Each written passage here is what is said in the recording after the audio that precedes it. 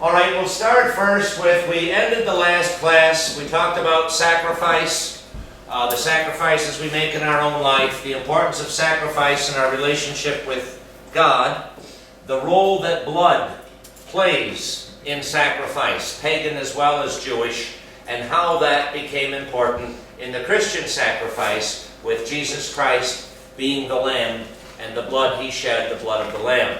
And so we ended with the Last Supper. As Christians, we believe that's the institution of the Eucharist. And so that's where we're going to start off. All right, so now it's about a month later, let's say. It takes that long to take in everything that just happened. Jesus dies. He's put in a tomb. 3 days later, He's missing. People start reporting that they've seen Him. Finally, He starts appearing to His disciples, His apostles. And then eventually He ascends to heaven. And now the early Christians, His immediate followers, are left with, what do we do now? We go forth, we preach the Word. All right, one of the things they did was gather regularly to celebrate the Eucharist.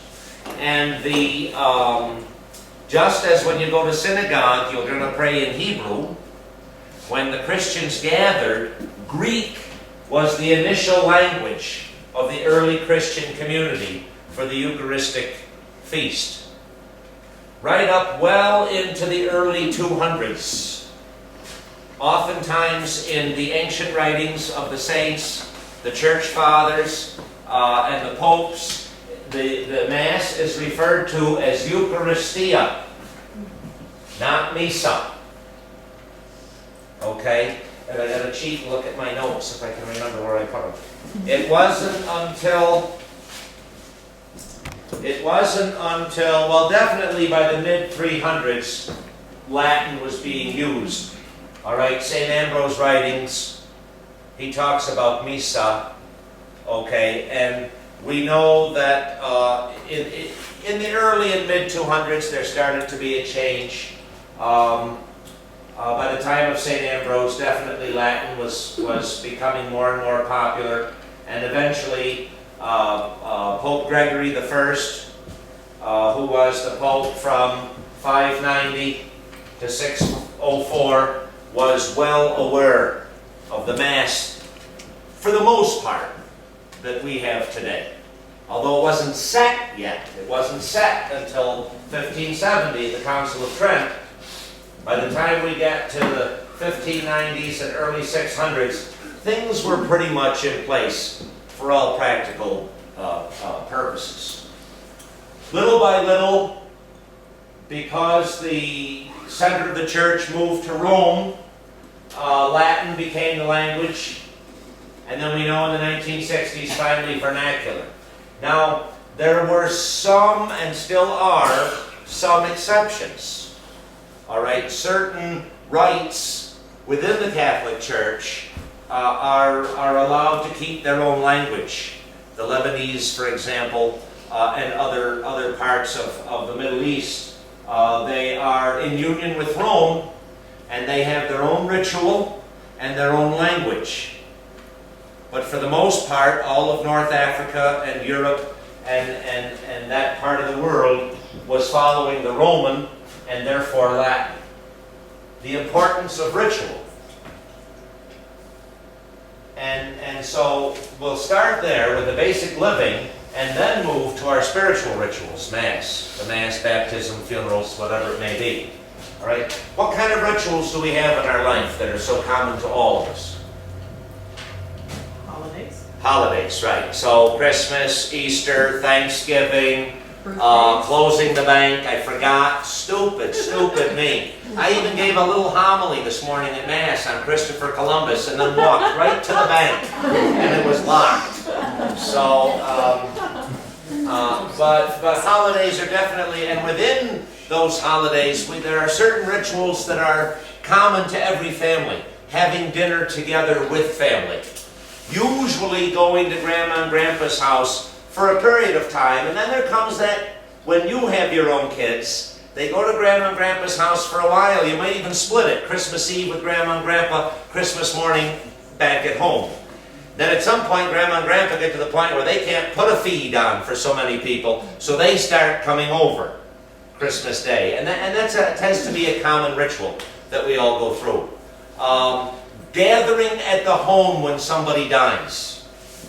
No matter what your religion, or even if you're a person without any practicing religion at all, when somebody dies, it's very common for family and friends, when they hear, everybody drives over to the house. It gets to the point where when I drive through town, if I see too many cars and I don't see a garage sale, I start to wonder, did somebody there pass away? Especially if it's 7, 8 at night or whatever. We start to get concerned. And that's very common, to come over to the house. Birthdays. Everybody has to have a birthday. Black. I was just at a birthday party for a 50th birthday yesterday. Black balloons, black roses, black table decorations, you know, the cane with the horn on it.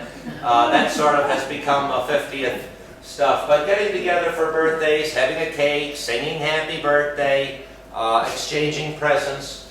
But those everyday rituals are important because they give us comfort and they afford us familiarity. We're in our comfort zone when we do what we're used to doing, and we like what we do, what we're used to doing. One of the very difficult problems, it's not dangerous, but it's an adjustment when the men and women of our armed forces have to go overseas and they're not at a decent base where they have hot showers and so on. I mean, that becomes, that messes up everything. I mean, you can't brush your teeth the way you normally do because your water's restricted. You can't shave the way you normally do. You might be shaving out of a tin canteen liner with heated water or cold water. That hurts. So ritual gives us comfort and familiarity in our everyday lives, and that's one of the reasons and one of the importance of religious ritual. If you went to church every Sunday and every Sunday it was different, you wouldn't know where you were. You couldn't relax. You couldn't focus because you'd be too concerned about what's next. And when you come to Mass, you know. First it's the opening hymn. Then it's the opening prayer. Then we have the readings, and the readings are a certain way. Old Testament, Psalm, New Testament, Gospel. Then, if it's not hot, there's a homily. Then, or if it's me, there is anyway. Then, after that, are the prayer of the faithful, or the intercessions. Now, interestingly, one of the things back in the early 200s and 300s, in the Middle Ages, one of the things that moved around was the prayer of the faithful. Sometimes it was before communion, sometimes it was before the offertory, sometimes it was after. And that was one of the things that, when they finally got together and formalized how we would celebrate the Mass, that was set. The prayer of the faithful comes after the sermon. But that was one thing that, depending on where you went, might fluctuate. So the familiarity of the Mass. In a small town like this, it amazes me that every year there's 4 or 5 people who come back to church that haven't been in 20 years or more. And the advantage of ritual is you can come back to church and fit right in. You can come back to church and feel at home. You know when to kneel, you know when to stand, you know when to sit, you know what's next. And that can put people at ease. Now the problem with ritual is it can become stale. And that's one thing we have to be very careful, of which we have to be very careful as we move through our religious life. But the idea of comfort and familiarity, so that we can focus on the purpose for which we come to church. It's like the rosary. When you pray the rosary, I would ask my grandma, "Grandma, where are you?" She had no clue. She'd have to stop and look at her beads to see where she was. Because in the mantra almost of reciting the Our Father and the Hail Marys and focusing on the mysteries, she was able then to leave where she was and her mind went to a higher place. And I'd interrupt her. She'd look at me. I said, Grandma, what are you doing? Saying the rosary. Where are you? She'd have to look and see. Because she was focusing, and she used to combine, she taught me when I prayed the rosary, to combine the mysteries with what's going on in your life. So if you're doing the sorrowful mysteries, you know, Jesus is crucified on the cross. When have you been suffering? What pains are in your life that you can then put on the cross with Christ, so that when he rises, he can take them with different things like that. So she was a big help that way, to help the rosary not just be a prayer of edification, but also a prayer of strength to help me offer what the good and the sorrow in my life, and see how I can be more in touch with the life of Christ. And so therefore we come down to the ritual of the Mass. We talked a little bit about how it's changed. For example, the intercession. We talked about the language. Little is known about the early 200, about the 200 and 300s, the different changes that went on, depending on where you went. For the most part, it was the same, but there was a lot of custom. A lot of custom.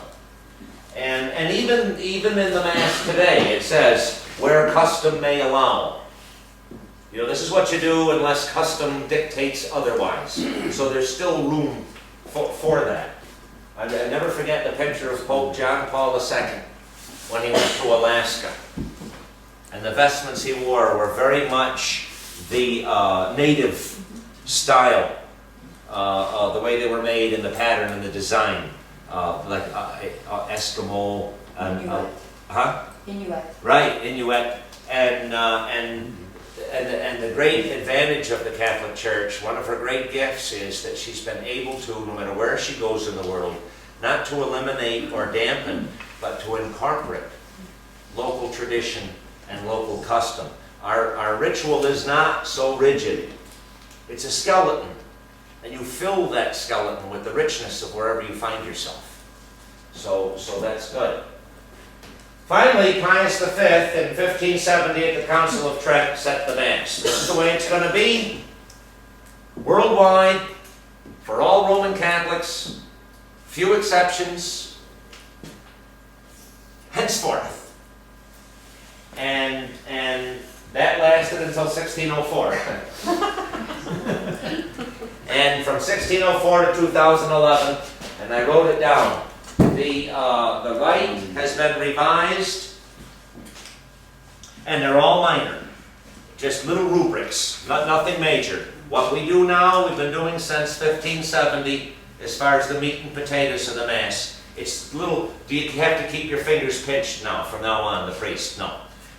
Do you have to, how far do you bend? How far are your hands? Do you have to kneel all the time? When can you? So the little rubrics have changed, the accidentals, but not the substance of the Mass. Revised in 1604, 1634, 1884, 1908, the 1960s with the Second Vatican Council, and now with the revised English in 2011.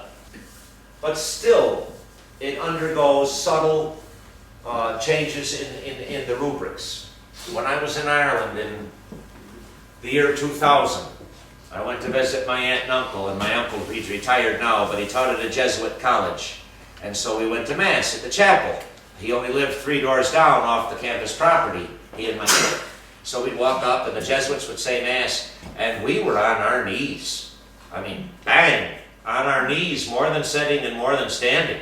That's just the way it was done in that community.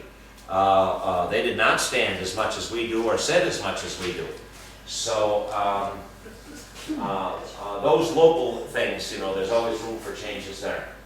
Any thoughts then?